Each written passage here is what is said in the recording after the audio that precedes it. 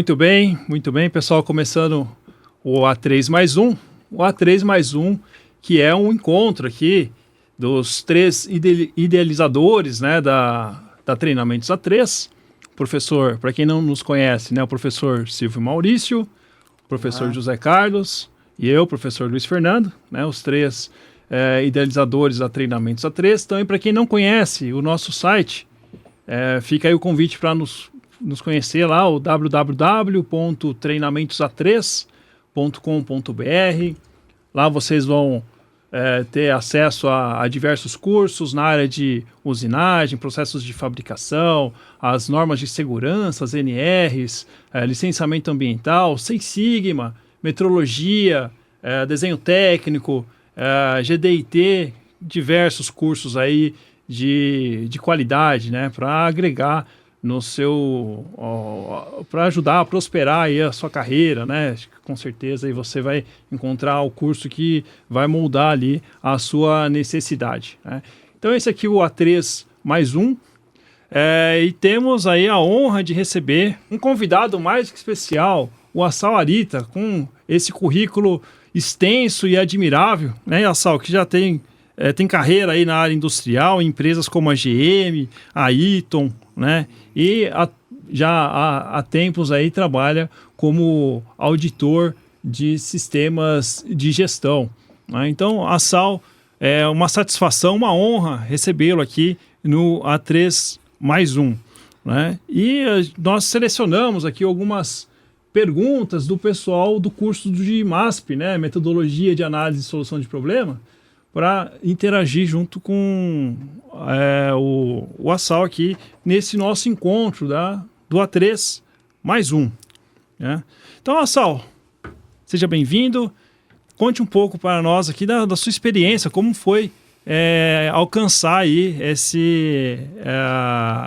essa posição de auditor líder, né, atualmente na ABS, né, já há tempos na ABS, auditando normas como da IATF, entre outras normas de sistema de gestão.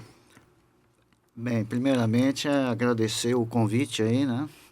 E tentar então nessa reunião aí, a gente tentar agregar alguma coisa aí nesse podcast aí. Eu sempre trabalhei na área da qualidade, né? E nessa área da qualidade a gente pegou muita experiência, né? Eu tive o privilégio de trabalhar em várias empresas, né? Iniciei na GM, depois fui para a Eaton, depois fui para o CTA.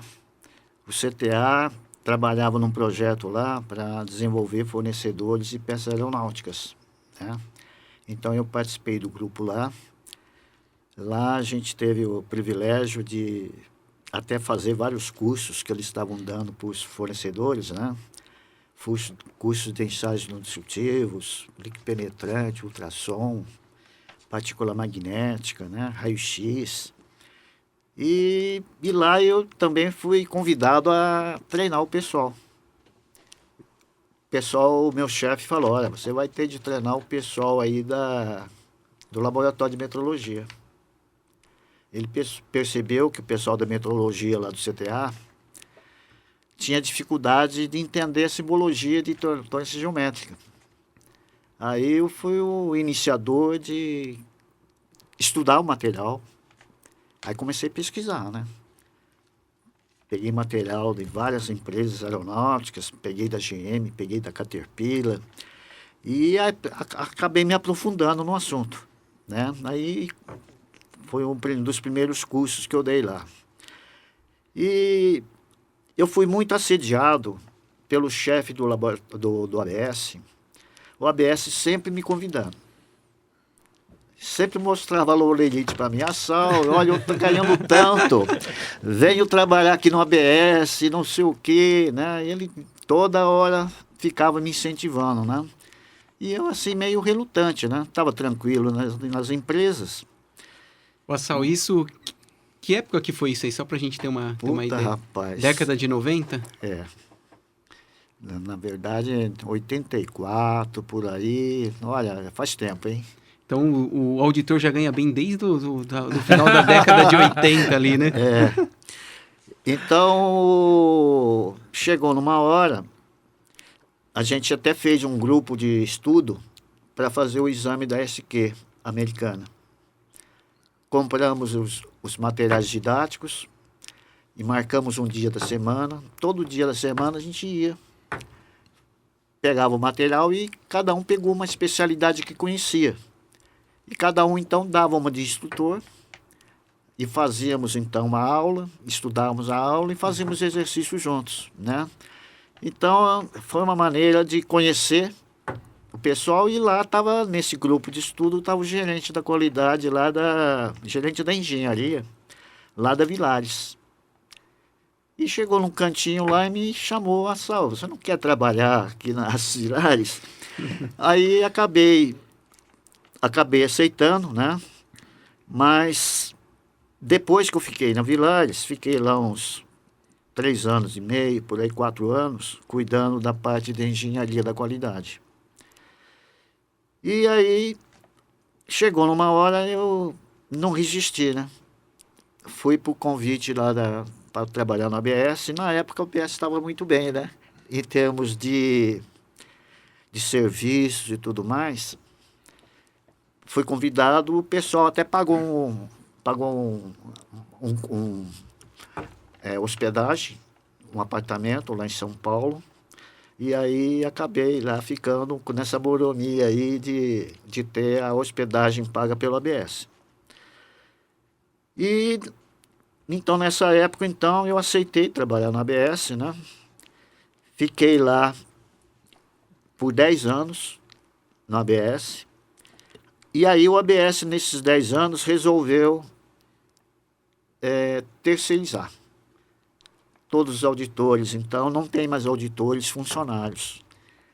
Então, nós fomos convidados a criar uma empresa, e aí cada auditor criou uma empresa, e atualmente eu continuo no ABS, mas prestando serviço como uma empresa terceirizada. Legal. Né? Fazendo as contas aí, eu devo ter aí os 26 anos de ABS. Fiz 10 anos como funcionário e continuo ainda no ABS, fazendo auditoria. Então, é esse o negócio, né? Com relação à qualidade, eu fiz pós-graduação em qualidade, né? Cheguei a fazer o exame da SQ, com esse grupo aí, do grupo, 2 passaram, tinha 5 engenheiros, 2 passaram, e também tive oportunidade, quando trabalhava na Eaton, tive a oportunidade de fazer pós-graduação e fazer engenharia da qualidade, engenharia de segurança. Então, me certifiquei como engenheiro de segurança e resolvi também, depois de fazer pós-graduação em qualidade, resolvi também fazer pós-graduação em gestão ambiental. Então, eu acabei conhecendo qualidade, segurança e meio ambiente, né? Essa é o caminho que a gente tomou para chegar aí a ser convidado para ser auditor, né? Gente, para ser auditor, para ISO 9001, infelizmente a exigência é muito pequena. Mas depois, quando você entra para trabalhar no ramo automotivo, aí o bicho pega. Você tem que estudar muito. E todo ano tem cursos, tem testes. Você faz o curso, tem que fazer os testes, né? Então, é uma auditoria de ramo automotivo, é uma auditoria que o auditor não pode descansar. Ele tem que estar sempre atualizado. Tem que estar sempre atualizado. E tem outra. Nós somos auditados pelo organismo de certificação IATF, o organismo IAUB. E esses auditores não são qualquer auditores. São auditores que fizeram a qualificação como auditor de IATF. Então, eles auditam gente, mas eles auditam, mas com conhecimento. Então, você realmente passa um pouco de nervoso, né, de ser olhado, né? Você é olhado durante toda a auditoria. O seu comportamento, do início até o fim. Ô, Saul, O seu relacionamento com o cliente, como é que se você se relaciona com o cliente. Eles olham tudo. Planejamento da auditoria, né?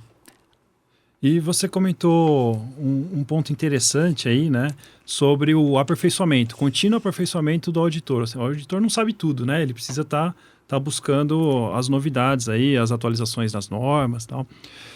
Na carga de trabalho ali, considerando 40 horas numa semana, como que você dividiria ali o tempo de auditoria e o tempo de estudos, de aprimoramento? Como Olha, que na verdade, fica essa carga aí? Na verdade, não existe aí um planejamento de tempo, não. É tipo uma atividade passiva de absorver conhecimento e uma de ativa de estar em campo ali auditando.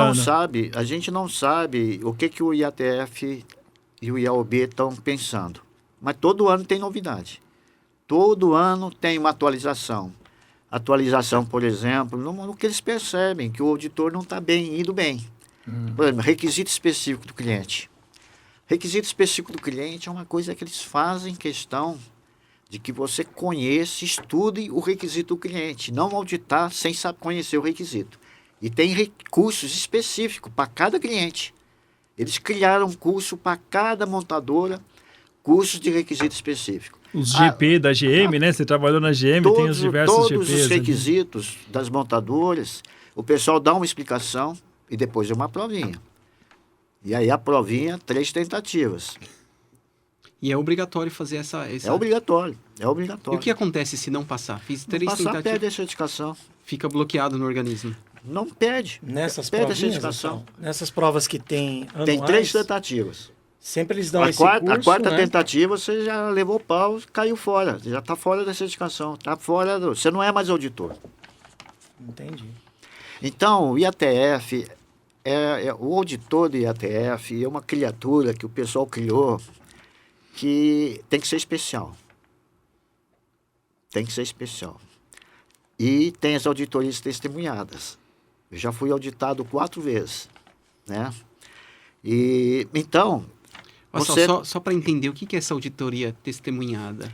Auditoria testemunhada vai desde o planejamento da auditoria. Você, por regra, no ramo automotivo, é obrigatório o cliente que vai ser auditado preencher um pré-audit planning. É um anexo com informações dos processos que a empresa tem, dos requisitos específicos do cliente, se há um desdobramento dos requisitos específicos do cliente dentro da empresa, resultado da análise crítica do sistema de gestão, resultado da auditoria, os indicadores de cada processo que vai ser auditado, tudo isso daí é colocado num pré-audit planning. E aí você tem 1 hora para analisar na auditoria. Antes de começar a auditoria, você pega todos esses documentos que ele te mandou e você vai dar uma checadinha. Aí você vai ver indicadores com problema, reclamações do cliente. Tem um documento no ramo automotivo, se é montadora, o documento é preenchido e dando uma olhada no seguinte: alguma meta de cliente não foi atendida, tem meta de qualidade e entrega. Não foi atendida, tem uma tabelinha. Quantas montadoras, quantos problemas de falta de atendimento de indicadores. Aumenta o número de horas de auditoria. Então, é diferente. O ramo automotivo é diferenciado. É realmente uma auditoria que o pessoal quer que a gente leve a sério, né? Que as empresas levem a sério essa auditoria. E a ideia é que a auditoria adicione valor, né? Traga benefícios para a empresa, diminua os problemas. E, às vezes, o que preocupa a IOB é que, às vezes, o certificado não adianta. Está lá com o certificado. Colado na parede. O desempenho péssimo, com vários problemas na montadora. Então, o que está acontecendo? As montadoras estão sendo rígidas. Estão colocando no vermelho. Colocando no vermelho, existe uma regrinha do ramo automotivo. O ramo automotivo fala o seguinte: Não atendeu a meta, tem que ter uma ação corretiva sistêmica, de tal modo que ataque a causa raiz em cima do indicador, não é em cima das reclamações. Se tem reclamação, a empresa tem que tomar ações corretivas para cada ação, para cada não conformidade, para cada reclamação. Só que não é só apresentar ação corretiva da reclamação. Se o indicador do cliente, o indicador de qualidade, o indicador de entrega não está sendo atendido e aparece no site do cliente lá, está com problema. Vai aumentar o número de horas de auditoria e nós vamos precisar cobrar a sistemática, o tratamento de ação corretiva, se ela está tomando ação corretiva adequada. Por quê? Se ela está tendo problema no cliente, é sinal que a sistemática de ação corretiva não adianta só tomar. Ela tem que ser eficaz. Ela tem que atacar a causa raiz. E a gente percebe que tem muita empresa que tem uma sistemática de ação corretiva, mas você vai entrando a fundo, você vê que a pessoa, a empresa não sabe investigar a causa, troca a causa pelo efeito e ataca o efeito. Toma ação de correção, uma ação imediata, uma ação que vai atacar seu efeito, não vai evitar repetição. Então, eles fazem uma questão muito grande na qualidade da auditoria do auditor, de organismo de certificação, de olhar bem a sistemática de ação corretiva. Para a gente passar na prova, tem vários casos práticos que eles jogam na mesa da gente. Aí os casos práticos é um pacote de papel. Uhum. Nesse pacote de papel, você tem que olhar o que é importante. O que é importante para eles? Dá uma olhada na papelada, dá uma olhada. O atendimento da qualidade. A qualidade está saindo boa, o desempenho de entrega está saindo bom. Eles vão olhar o cliente. Foco no cliente. Eu tenho que focar no cliente. E no ramo automotivo, se eu tenho um cliente ISO e automotivo, montadora, o meu foco tem que ser sempre em cima da montadora. Então, primeira coisa, tem montadora? Quero ver todos os indicadores da montadora. Como é que está o site da montadora? O site da montadora está indicando algum problema de desempenho? Tem alguma meta não atendida? E a gente, então, tem que procurar cobrar. Isso é a primeira coisa que a gente faz. Se o cliente está sendo bem atendido. O cliente sendo bem atendido dá um alívio para a gente que o sistema, aparentemente, está garantindo um bom desempenho perante o cliente. Mas a primeira coisa é foco no cliente. E viu, Assal, essa é acho que é uma grande preocupação aí das grandes montadoras, né? Porque o que acontece? Não adianta você ter a certificação e você ter um resultado péssimo. Na realidade, a certificação ela não é só para você ter a certificação e falar que eu tenho lá eu sou ISO TS lá e tá tudo ok, né? Na realidade, ela quer que não gere problemas, né? E aí, dentro disso que você falou, né? Existem muitas ações de montadoras, por exemplo, como é que a gente fala? Acionando o órgão certificador para muitas ações? A gente é acionado de vez em quando, algumas montadoras colocam a empresa numa situação que tem que fazer uma auditoria de follow-up. Porque só para deixar os nossos, para quem acompanha a gente aí e tal, né? Você tem alguns passos, né, que a montadora toma antes de tomar uma medida drástica com algum tipo, com um fornecedor, por exemplo, né? Então, por exemplo, ela coloca um embarque controlado, nível 1, daqui a pouco ela coloca um embarque controlado nível 2. E aí, se ela vê que aquilo não dá resultado, aí ela chega à medida que eu acredito que seja extrema, né, de informar o seu certificador, que fala, olha, você foi lá, e aí é uma grande preocupação. Né? Porque, você foi lá, auditou esse cara e olha o problema que ele está me causando, né? E é como se ela falasse assim, agora eu quero que você audite novamente esse cara, porque eu acho que alguma coisa então, deu é uma errado, medição, né? é uma medição Primeira coisa é a medição do desempenho do cliente. Se o seu fornecedor, que está certificado, está tendo mau desempenho, é sinal que o sistema está frágil. O sistema não está garantindo qualidade. E aí o que está acontecendo? Primeira coisa é, você como organismo de certificação deve estar falhando. Você tem que olhar melhor. Exatamente. Sim.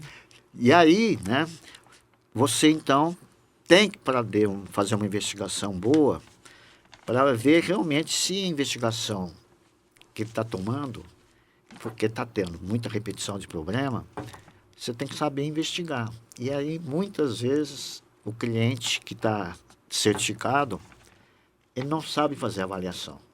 Sim. Ele não sabe investigar a causa. Aí o problema volta a acontecer de novo. Sal, e quando você fala de investigação de causa, o que o pessoal tem mais utilizado aí como ferramenta para investigar? Olha, a mais conhecida é a espinha de peixe. E 5 por quê? É duas mais conhecidas que o pessoal usa. Uhum. Né? Mas o uso dessas ferramentas tem apresentado muita fragilidade, porque o pessoal usa a ferramenta, mas não sabe chegar na causa raiz. E não sabe tomar ação corretiva. O pior é que a ação que a empresa toma são tudo ação em cima do efeito, não é em cima da causa. Tudo correção. Infelizmente. Tem um material muito bom de ação corretiva, que é o CQI 10, que agora tem CQI 20. É um livro do ramo automotivo sobre solução de problemas. E esse material é um material, eu diria, o melhor material para tomada de ação corretiva. Mas o pessoal criou esse material justamente porque verificou uma fragilidade muito grande das empresas para tomar ações. E viu, Sal, para quem ouve a gente aí e tal, né? Onde que eu consigo adquirir um material desse, por exemplo? Isso é comprado? Isso está livre IKEA, na internet? IKEA vende. Isso é vendido. E traduzido já. É o Instituto da Qualidade Automotiva, né? O IKEA. Legal. E, Sal, o período de auditoria, né? A auditoria em si para a empresa é um período tenso ali, né? E ela já é conhecida e ela se prepara para receber o auditor, né? Como que é o trabalho do auditor para conseguir identificar essas vulnerabilidades, esse mau desempenho com a montadora, né, numa empresa em que se preparou de tal forma para, não com uma boa prática, mas para esconder as não conformidades, esconder as falhas já conhecidas? Como é o trabalho do auditor ali para conseguir identificar esses resultados ruins? Isso é até fácil, né? Você vai no site da montadora e verifica lá os indicadores que estão com baixo desempenho. Mas como puxar isso no processo, identificar isso no processo em um ambiente que, por uma prática não saudável, está maquiado, está escondido, né? Está oculto ali. É obrigatório pelas regras, toda auditoria, inicialmente, você tem que entrar no site do cliente. Você tem que pedir para acessar e acompanhar para ver se os indicadores, porque ele tem que preencher um formulário e mandar para a gente. Só que a gente não pode confiar no que ele mandou. Eu tenho que dar uma checadinha lá para ver se os dados estão confiáveis, está batendo. Os números que ele está passando, o desempenho que ele está passando, eu preciso checar. Isso é logo no começo. Você começa a auditoria verificando... A primeira hora da auditoria é para checar isso. Primeira hora da auditoria. Essa hora de auditoria, infelizmente, é uma hora só. Devia ter mais tempo. Mas dentro desse tempo, a gente tem que ir lá dar uma olhadinha. Por favor, mostra aí como é que está o desempenho. Você me mandou aqui o desempenho, vamos dar uma checadinha para ver se bate, está tudo ok, está atualizado. Daqui a pouco, no dia da auditoria, antes de fazer reunião de abertura, tem 1 hora para fazer essa avaliação dos dados que ele mandou. É 1 hora obrigatória. E nessa hora obrigatória você começa a olhar foco no cliente. O cliente está sendo bem atendido? está tendo um bom desempenho, é a primeira coisa que a gente olha. Aí vem também requisitos específicos do cliente. O cliente está olhando os requisitos específicos do cliente, está importando. E esse requisito específico do cliente não é simplesmente pegar o requisito. Tem que desdobrar para dentro da empresa. Cada requisito tem que ser atendido dentro do sistema de gestão da empresa. A empresa tem que internacionalizar esse requisito do cliente. Eles fazem parte do escopo da auditoria. Os requisitos específicos do cliente agora fazem parte do escopo da auditoria. Então, essa parte, então, de requisito específico do cliente, desempenho do cliente. Aí tem o desempenho também dos processos da empresa. A empresa está tendo mau desempenho, tem que cobrar. Ó, você tem um processo aqui que tem um indicador, seu indicador está fora. Cadê as ações? Logo no começo da auditoria, então, você já vê os indícios de que a coisa está vai, boa, já está ruim. vai em cima do onde que dá problema. Foco no cliente. Desempenho do cliente, site do cliente, né? E às vezes não tem site. Aí recebe e-mails. Então a gente quer receber. Cadê os e-mails que o cliente te mandou? Os boletins, né? Boletim de desempenho. Então é muito focado no cliente. Bem, depois do cliente, foco na empresa. A empresa tem que sobreviver. A empresa tem que ter um sistema que dê sustentabilidade para a empresa. Então a empresa, além de olhar o cliente, internamente tem os seus indicadores internos, que também tem que ter ação. E aí tem que cobrar essas ações também, né? Ou seja, não adianta a empresa represar as não conformidades dentro de casa, porque isso não é sustentável, né? Isso tem um custo da qualidade, ela vai pagar por isso. Você né? tem uma série de indicadores que o cliente tem que fazer, né? Tem que calcular os custos da não qualidade, verificar onde que ele está perdendo dinheiro. E se está perdendo dinheiro, que ações estão sendo tomadas? Está sendo investigada as causas que ocasionam este custo maior para a empresa? Aí você vai ver a administração da empresa, né? Se a alta direção da empresa está preocupada com a sobrevivência da empresa, com os indicadores da empresa. Olha, o ramo automotivo é muito melhor que a ISO. A ISO é uma norminha muito pequenininha, porque, olha, tem muita coisa interessante lá dentro, no ramo automotivo. Por exemplo, no ramo automotivo, você tem que fazer o PIPAP, né? Aquele pacote de documentos para você aprovar o produto, né? Depois que aprovou o produto, você tem um estudo de capacidade de processo. A norma exige que, com o passar do tempo, monitore se a capacidade do processo está sendo mantida ao longo do tempo. Então, a empresa, depois que faz a aprovação do produto com PIPAP, com pacote de PIPAP, ela tem que estar acompanhando ao longo do tempo se os equipamentos estão sendo mantidos com a mesma capacidade, se não está deteriorando o processo, se eventualmente uma troca de matéria-prima está afetando o processo. Então, toda a parte de capacidade do processo é checada para garantir que o processo de fabricação está capaz ao longo do tempo. Então, o ramo automotivo tem muita coisa boa para fazer com que a empresa mantenha um sistema que traga resultado, né? Muita coisa boa. E você falou entrou no processo produtivo, né? Acompanhando já fábricas há 40 anos. Como você vê o incremento de tecnologia nos processos produtivos para a auditoria? Isso influencia ou não? Tem ajudado, tem dificultado? A gente vê muito o uso de robô, né? Robô na produção. Né? Robô de solda, robô para manuseio de peças. Você vê muita automatização. Tem empresas que você olha assim, tem aquele monte de robô. É impressionante. Você vê uma empresa que está automatizada, né? Muita tela de acompanhamento do desempenho da produção, quantidade de peças da produção, se a produção está com o indicador ok de produção, está produzindo na qualidade, no tempo esperado. Tem muita coisa interessante aí. O uso de carta de CEP, tem muita empresa que está informatizando, né? A pessoa mede e já sai a carta lá no posto de trabalho. Esse controle, então, em tempo real, ajuda no sentido sem de dúvida. reduzir o tempo de reação, Não, né? aumenta a comunicação, aumenta a agilidade de tomada de ação, ajuda tudo, né?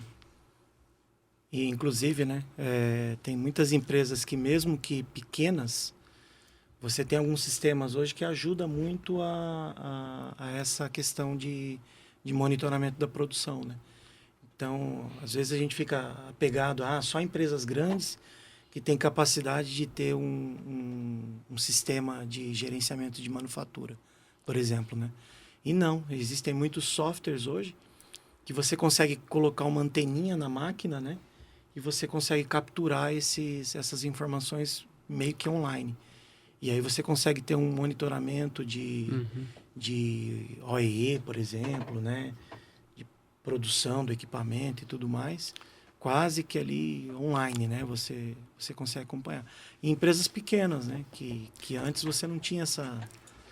Hoje já tem tecnologia para isso e tem muitas empresas que aplicam essa... A IATF tem uma coisa essa metodologia. interessante, a IATF tem uma coisa interessante que introduziram aí na versão de 2016. Um requisito que era sempre cobrado, liberação do setup.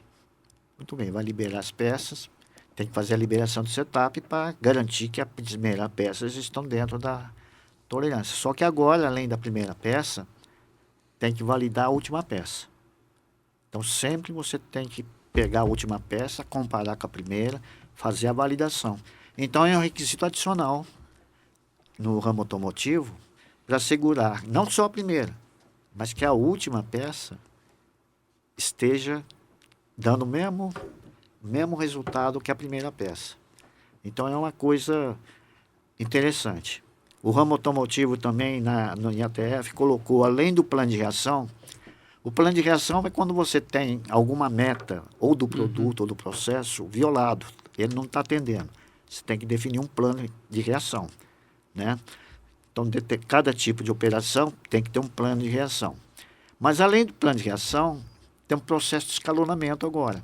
Na 2016, foi colocado agora mais um requisito que tem que ter um processo de escalonamento, que é aquele processo em que você tem um primeiro nível que vai atender aquele problema. Não está atendendo, vai um primeiro nível. Rassal, só para traduzir um pouquinho para o pessoal, para ficar mais fácil, seria mais ou menos assim, eu tenho uma peça, teve uma não conformidade que é possível fazer um retrabalho.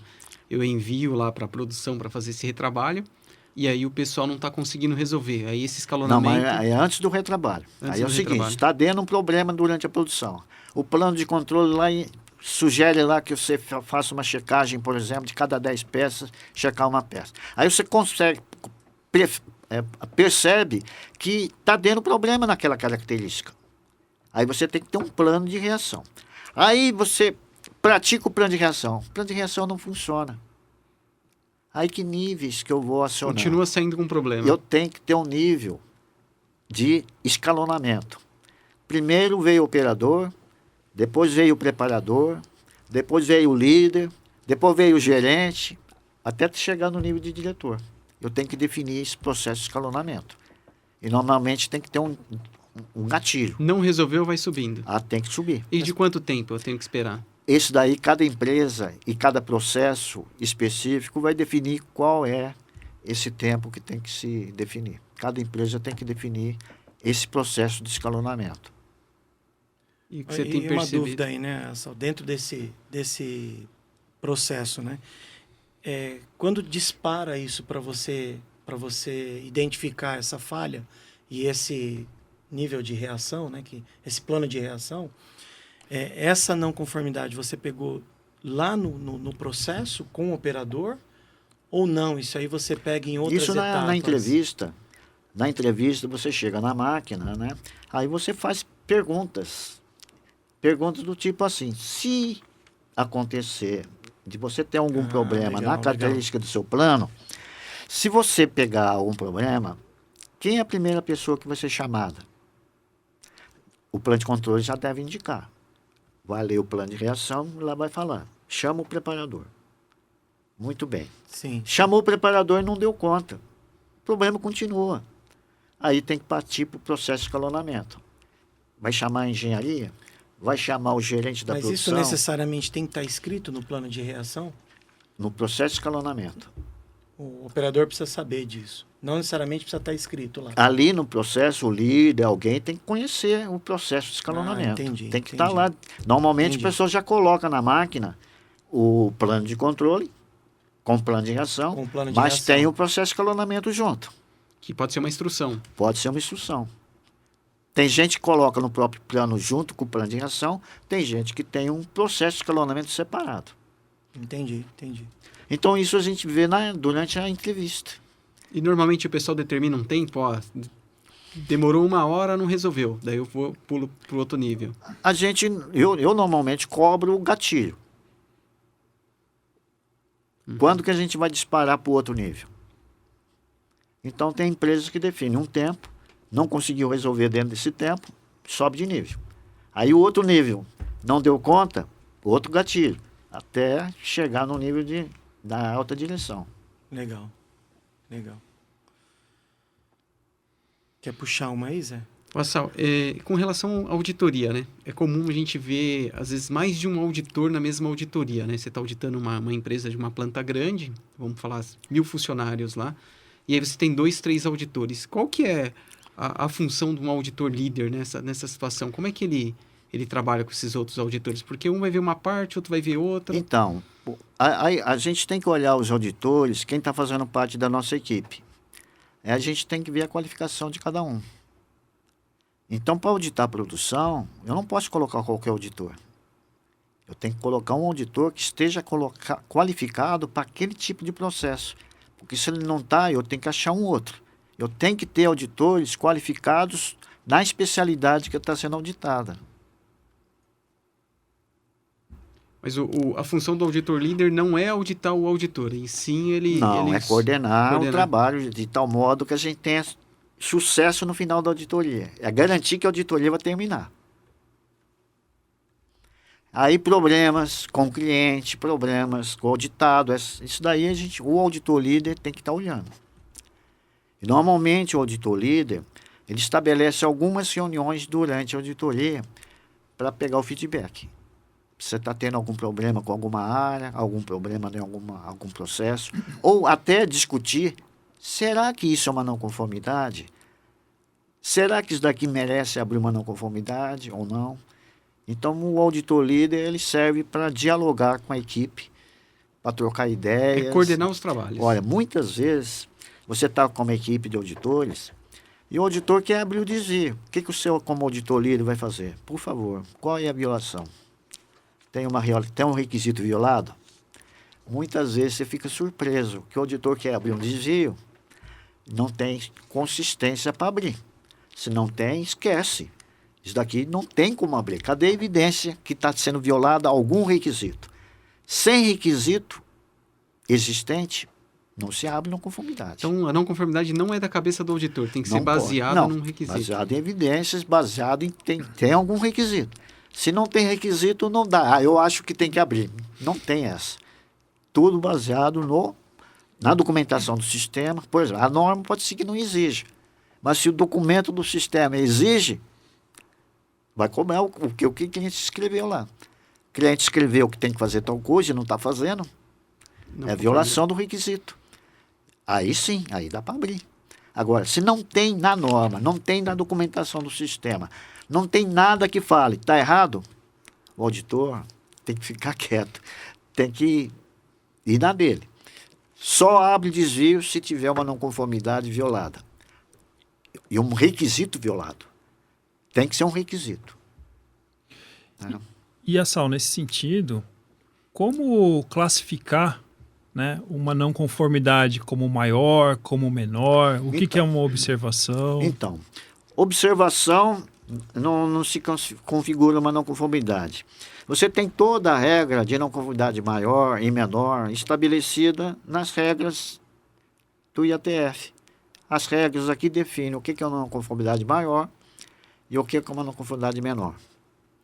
Não conformidade maior fere um requisito da norma.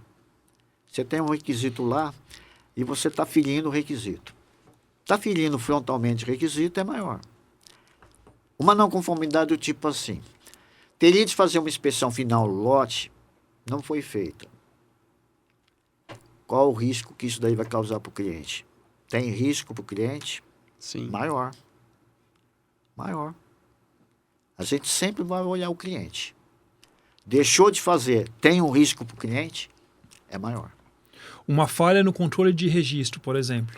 Você vai ter essa análise também da perspectiva do cliente. E essa falha no controle de registro vai afetar o cliente ou não? É isso? Se você vai ter de fazer uma avaliação, às vezes não dá para fazer avaliação, mas você vai sempre tentar fazer uma avaliação no efeito no cliente. Se isso vai causar um efeito no cliente, se isso é uma preocupação ou é simplesmente um erro de documentação. Por exemplo, não fez o registro, mas aí você está ali na hora. Dá para você dar uma checadinha e ver que está ok e não está ok? Agora, tá errado, não fez o registro, aí não tem jeito. É porque são duas coisas diferentes, né? Uma coisa é, por exemplo, ele mediu a peça e só não anotou, só não registrou. E a outra coisa é ele não ter medido a peça. Ele nem mediu e nem registrou. E isso tem risco para o cliente, né? E só para traduzir para quem ouve a gente, né? Uma não conformidade maior, o que ocasiona? E uma menor, o que ocasiona? Não conformidade maior tem um impacto no cliente. Não conformidade menor não tem impacto. Não, mas aí para certificação de quem está sendo auditado, é uma não conformidade maior. Quem está sendo auditado chega a perder a certificação ou não? Como é que funciona isso? A não conformidade maior ou menor tem que ter ação. Tem que ter plano de ação. Vai ficar aberta. A auditoria fica aberta. Entendi. Fica aberto. E esse assunto aberto tem que ser fechado. E o cliente vai ter de definir um plano de ação, tanto maior como menor, tem que definir um plano de ação para evitar repetição. Tem que saber investigar a causa. Tem que tomar ação de contenção, que é uma ação em cima do efeito, investigar a causa raiz, causa ou causas, tomar as ações sistêmicas em cima dessas causas e verificar se há eficácia nessas ações. Mas essa resposta é dada para o próprio órgão certificador, né? A empresa que está certificando, ela tem que mandar o plano de ação completinho, com toda a investigação, com ação imediata, com a investigação da causa, ações corretivas e evidência que fez a eficácia. Mas para o cliente, para o seu próprio fabricante tem que demonstrar para a gente que ele sabe praticar a tratativa completa. Tem que enviar para o órgão certificador esse plano. E aí a gente analisa se tem coerência. Então você olha o plano, tem a causa, tem a ação que está sendo tomada está atacando a causa. Às vezes a ação que está sendo tomada lá não tem nada a ver com a causa. Então você começa a olhar coerência na ação. E tem um prazo, né, para submeter isso para o órgão certificador. 60 dias. Ultrapassou o prazo, não mandou? 60 dias. Não conformidade maior, 20 dias. Para a submissão do plano de ação, né? Com as ações tomadas já e já tudo... Caso não submeta, perde a certificação. Perde a certificação. E qualquer não conformidade, menor ou maior, se entende como uma suspensão do certificado. Ah, entendi. Se você não mandar aquilo a contento, dentro do prazo... Tem uma não conformidade aberta, ela está sujeita a perder o certificado, se não tomar as ações dentro do prazo. Assal, um outro ponto, né, que o pessoal levantou aqui, né, de dúvida, né, é que assim, dentro de uma auditoria, geralmente você tem muito nervosismo, né? Então, principalmente quem está sendo auditado, gera uma grande tensão ali naquele momento, principalmente se isso corre o risco de você... Se a empresa, imagina que a empresa perde uma certificação em função de uma resposta errada que eu dei para um auditor, né? Então, nós sabemos que os funcionários eles ficam muito nervosos nesse momento aí, né? E uma das perguntas aí que o pessoal que fez o curso de MASP aí perguntou, né? Colocou aqui para tirar essa dúvida contigo, como que você lida com essa questão, né? Como que você procura... existe alguma forma de quebrar o gelo? Não existe? Então, você vai direto ao ponto, não vai, né? Como é que funciona? Você tem que perceber como é que está o contexto ali, né? Se você percebe que a pessoa está nervosa, você tem que quebrar o gelo ali, né? Quantas vezes a gente pede para a pessoa medir? pessoa vai medir, não consegue medir. Porque a pessoa treme, fica tremendo, aí fala, ó, por favor, vamos conversar com outra pessoa, depois a gente volta aqui. Você tem que tentar, né, tentar dar um tempo para a pessoa poder ser entrevistada, porque se você entrevistar uma pessoa desse jeito, a gente não vai ter sucesso. A gente não vai ter a resposta que a gente quer ouvir, a pessoa não vai raciocinar, vai falar qualquer besteira. Então, a auditoria, realmente, a gente tem que dar uma de psicólogo aí. Tem que cuidar de ver como é que está a pessoa. Então, tem pessoas que têm mais facilidade, né, para acalmar as pessoas. Vai falar um pouquinho de futebol, vai falar um pouquinho, vai puxar um outro assunto, para depois voltar para a auditoria. Você tem que usar uma técnica para acalmar a pessoa, né? E daqui a pouco você mudar de entrevistado e depois eu venho conversar com você.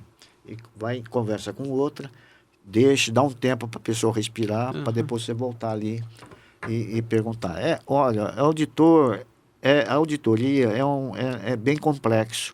A forma que você tem que... O auditor tem que perceber como é que está o contexto, como é que está ali aquele ambiente, né? Porque você percebendo que a pessoa está nervosa, você tem que tentar quebrar o gelo, fazer umas perguntas mais fáceis, fazer umas perguntas mais óbvias, para a pessoa começar, né? Entendi, legal. A ficar menos nervosa, né? Wassal, eu percebo assim que há mais de 20 anos que eu acompanho auditorias.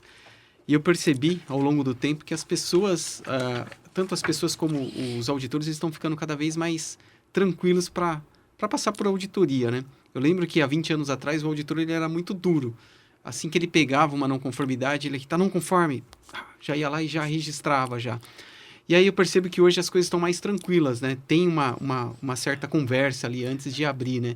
Abre-se a norma, mostra qual que é o requisito, e muitas vezes o auditor, não que ele faça uma consultoria, mas ele acaba até dando um direcionamento, né? Olha, isso aqui o pessoal pratica mais ou menos assim, o pessoal tem feito mais ou menos assim, eu não estou conseguindo enxergar vocês fazendo isso. E no passado eu não percebia isso, você consegue... Não, a gente vai evoluindo, né?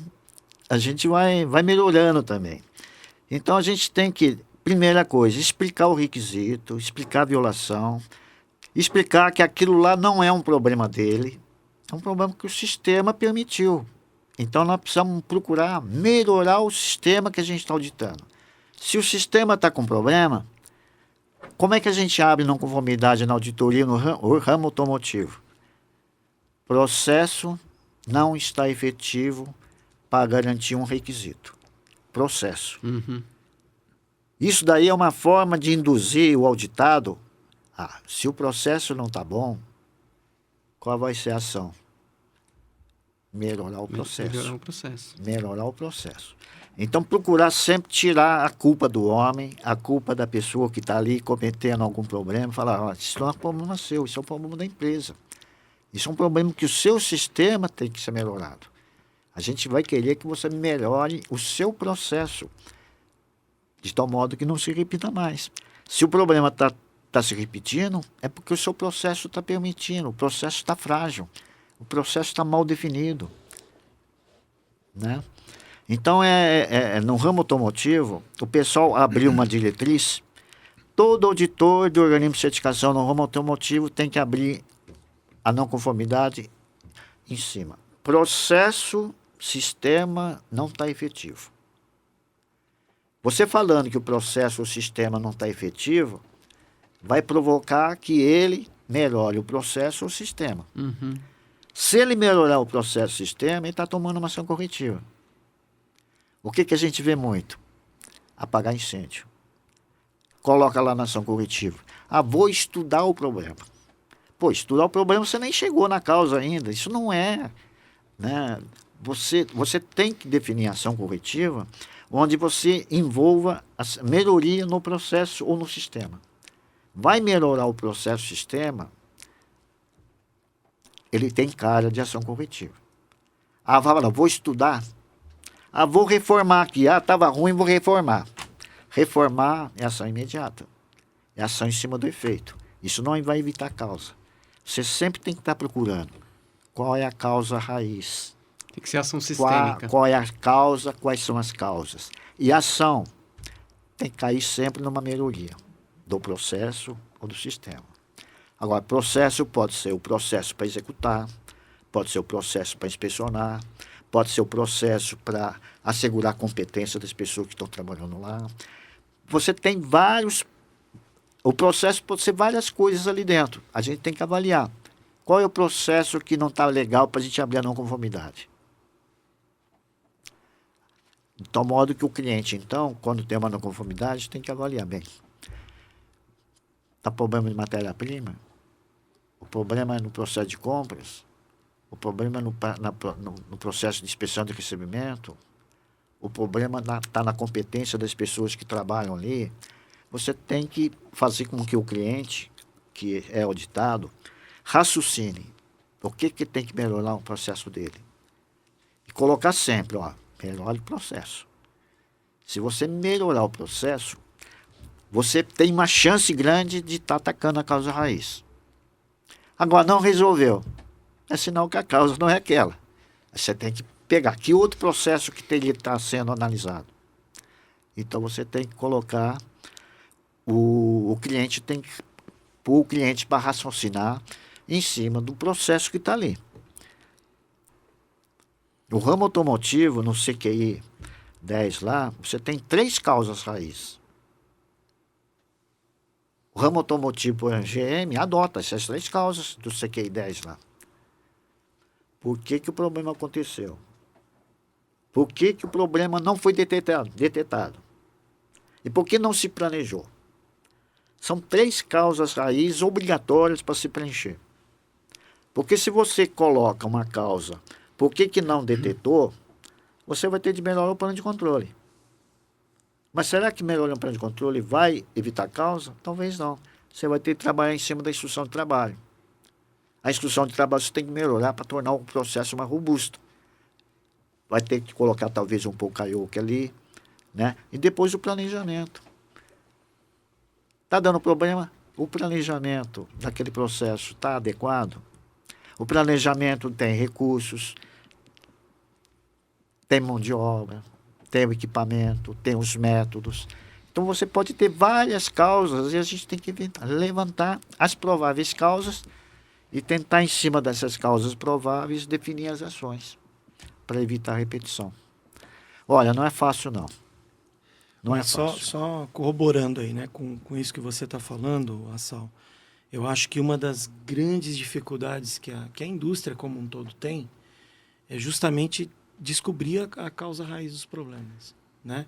Porque às vezes você tem por exemplo, você tem algumas ferramentas, por exemplo, um treinamento de MASP, um treinamento de 8D, que te ajuda a entender, né, como é que funciona toda o sequenciamento de uma falha e como você precisa fazer as análises, mas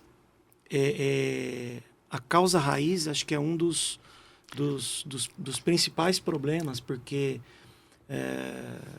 eu mesmo percebo isso nas empresas, né? Eles têm muita dificuldade de encontrar a causa raiz, né? E até puxando um pouco a sardinha aí para nossa plataforma, né? Nós temos um treinamento específico de MASP, de 8D, né? Que justamente percorre todos esses passos e mostra aí como você identifica um problema, como você consegue identificar quais são as ferramentas que são utilizadas para identificar a causa raiz e tudo mais, né? E um plano de ação que resolva a causa raiz, né? Porque às vezes é isso que você falou, você tem... às vezes você tem um plano de ação que não tem nada a ver com a causa raiz, né? Então, fatalmente, aquele problema ele vai ocorrer novamente. E essa eu sinto também, assim, pela experiência que eu tenho de mercado aí também, que é uma grande dificuldade das pessoas entenderem isso. Analisar a fundo a falha, encontrar, né, a causa raiz, né? O pessoal do IATF criou um manual de solução de problemas porque está percebendo que as empresas certificadas não estão sabendo investigar a causa. Agora, Primeira coisa que ele coloca no material do curso dele lá. Cultura. Postura das pessoas. A mania da pessoa pegar o problema, colocar debaixo do tapete. Vai falar com o chefe, só vai falar de coisa boa. Não vai falar dos problemas. Ele não vai falar. O problema é meu, eu preciso resolver. Você tem muita dificuldade nas pessoas, a cultura de querer resolver o problema. Esse é o maior problema na cultura da empresa. Reconhecer que o problema é dela. Que ela tem um problema para ser resolvido. E ela fala, eu sou dono desse problema, eu vou resolver. E esse é o grande problema que está lá na cultura lá. A cultura de querer esconder o problema e não enfrentar o problema. Postergar, esconder o problema, não estudar por que aquilo está acontecendo. Então, quando você tem problemas, o que acontece? Você vai ver, tem quantos problemas na empresa da produção. Qual é a máquina que está dando mais problema? Qual a operação que está dando mais problema? Investigar, tem esses dados. Tem que começar a colocar lá e fazer um pareto e começar a ver qual é o problema que está com mais ocorrência. Então, tem empresas que eu trabalhei que você tinha um sistema de pegar os maiores problemas, pegar pelo menos 75% dos maiores problemas. Trabalhar em cima dos 75%. Com isso, você vai, com as ações, esse 75% vai caindo e você vai pegando mais 75%. Dá um modo que você fica com metodologia, primeiro, analisar os dados. Saber analisar dados. Saber pegar dados de cada processo. O problema é no turno. É pessoal de algum turno que está com problema. É alguma máquina que está dando problema. Aí daqui a pouco você vê lá que tem máquina lá que já está no fim. A máquina tem que ser trocada, tem que ser renovado o parque de máquinas, né? Então, a questão de saber analisar. Primeiro, o esforço. A equipe de fazer um esforço, fazer um pareto, começar a ver quais são os maiores problemas. E aí, cadê as ações em cima desses problemas? É raro, às vezes, a empresa não analisa os dados. Fica só apagando incêndio, faz aquelas reuniões, papapá. Você vai ver o quadro de ação que a empresa tem, é tudo ação para apagar incêndio. Causa raiz, ela está sendo mal olhada. Ninguém olha com cuidado, ninguém gasta um esforço para investigar por que aquele problema está acontecendo. O problema está na cara da pessoa e a pessoa não sabe enxergar, fazer uma avaliação. Aonde que ela tem que atacar primeiro? Nossa. Aí você tem várias técnicas, mas só técnico não adianta. E outra coisa, colocar gente na equipe para investigar, pessoas que conhecem o processo. É que nem fazer o FIMEA com pessoas que nunca viram o processo. Não adianta. Tem que ter gente que conheça o processo que está sendo avaliado. Sim. Tem que ter gente com experiência. Porque senão é um exercício só para preencher papel e não vai ter resultado. A gente não vai conseguir chegar na causa raiz. Precisa ter especialista naquele assunto que está sendo auditado. Marcelo, mas essa é uma questão cultural da empresa, né? Quando a empresa ela já tem uma cultura de melhoria contínua, tenho percebido bastante que empresas de médio porte, pequeno e médio porte, elas têm investido muito em pessoas que têm cursos em Six Sigma, por exemplo, Green Belt, Black Belt, para trabalhar não como coordenadores de projetos ali, mas sim para trabalhar em funções de líder, de supervisão, de gerência. É comum você olhar vagas de emprego e tá lá como requisito lá ser Black Belt. Justamente por causa dessa questão, você conhecer várias ferramentas e que você consiga fazer análise de dados, né? Porque o forte do Six Sigma é fazer realmente análise de dados, né? Você conseguir exatamente isso que você falou, uma ferramenta simples, né? Fazer um gráfico de Pareto ali. Mas a maioria das pessoas não sabem fazer. Então, elas até tendo uma ferramenta ali, sabendo identificar a causa, mas se ela não faz um bom levantamento de dados, ela não consegue. Precisa conhecer a ferramenta e ter um especialista do processo junto. Sim, sim. Aí ela vai ajudar a chegar na causa raiz, né? Muito bom, muito bom. E o curso de MASP, de Six Sigma, para quem tiver interesse, acessem o nosso site lá, treinamentosa3.com.br. Temos os treinamentos disponíveis aí para vocês, pessoal. Para quê? Para incrementar a capabilidade do processo, deixar o processo mais consistente, mais robusto, com menos falhas, né? Muito bom. Assal, você comentou da FEMEA, né?